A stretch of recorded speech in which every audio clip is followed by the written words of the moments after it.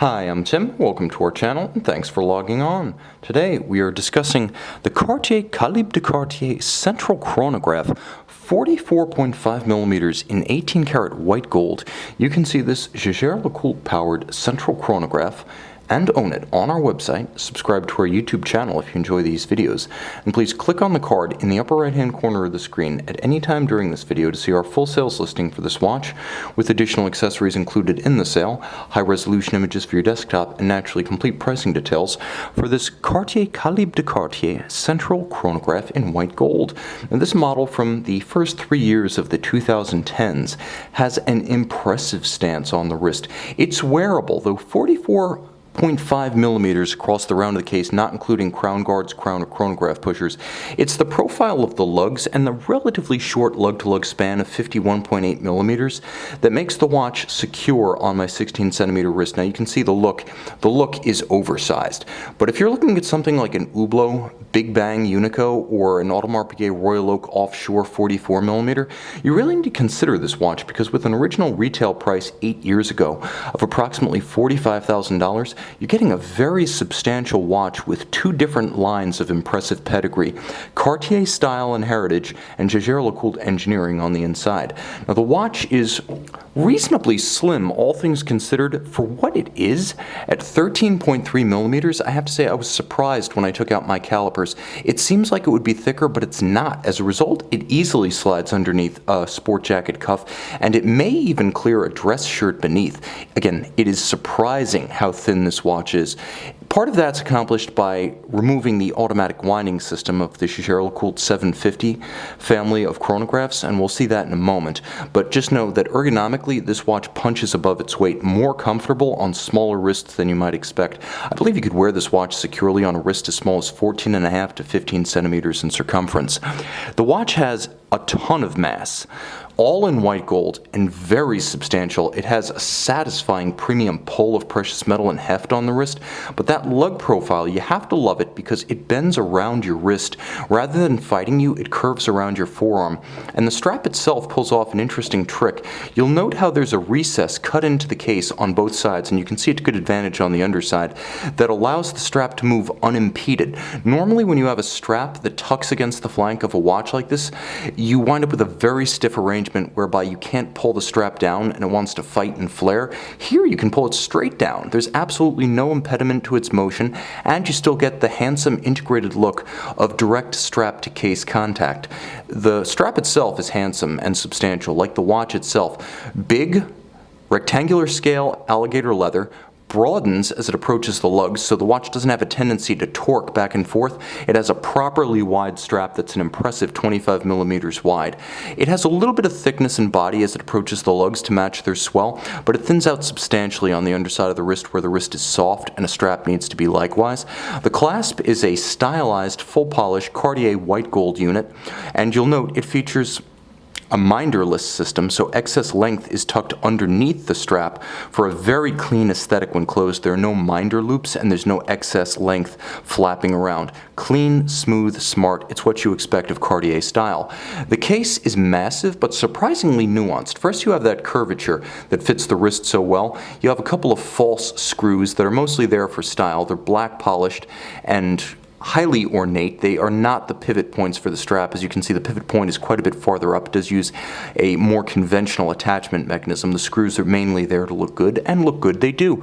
Most of the case is satin brushed. You can see that there is a horizontal satin finish along the case band that continues into the step of the lugs, and you'll note how the lugs are stepped out from the case to give them a little bit of volume and body of their own to break up the mass and the monolithic profile of this huge chunk of gold.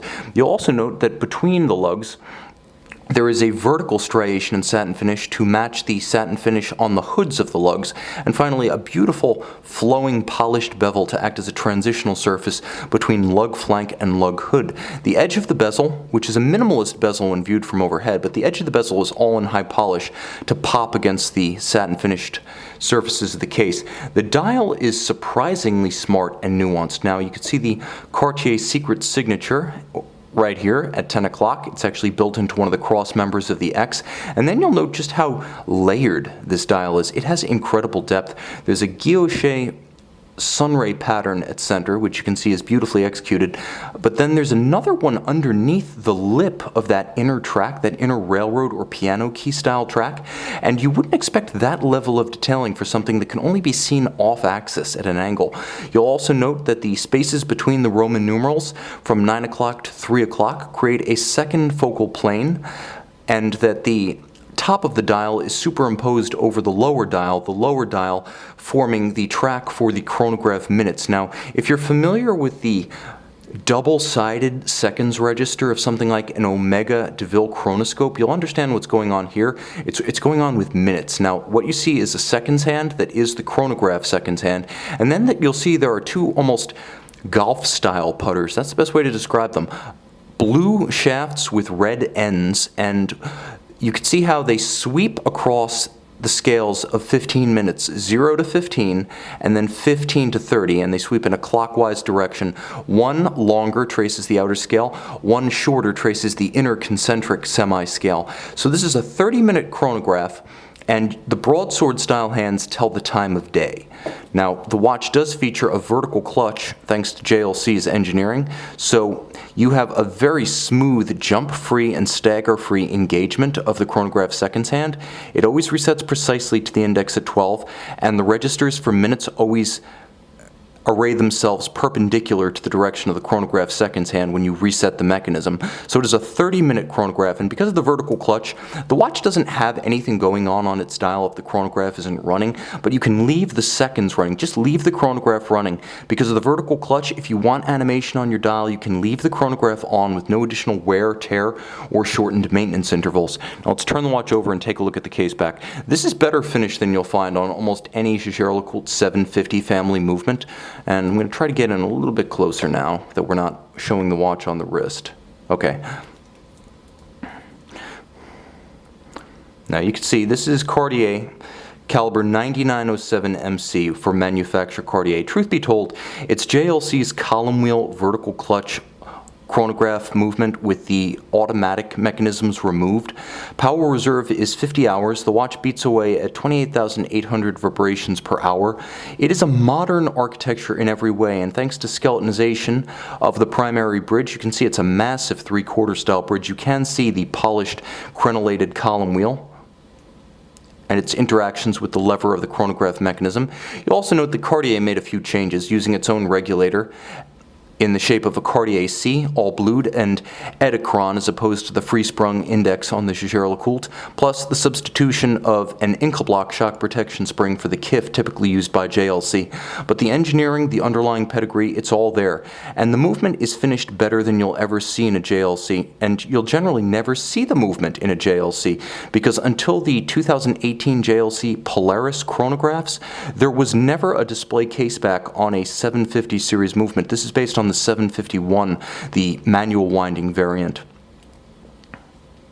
So you can see the movement, and I should add that it is nicely executed. I would say that the finish, though principally machine executed, does have a few highlights that punch above expectations, especially the anglage of the bridge as it surrounds the balance. That is quite beautifully executed. And the Côte de Genève, though likely stamped, are executed handsomely with a little bit of a richness to their texture so that they're gradiated, darker on one side, lighter on the other, as Côte de Genève are supposed to be. I would actually say that it's equal in finish to most mainstream Audemars Piguet calibers, such as the 3120, which does business as the 3126 in the Royal Oak offshore. You can see and you can purchase this handsome and unusual, rarely seen Cartier Calibre de Cartier central chronograph with Jaeger-LeCoultre power, 30 meters water resistant, on our website.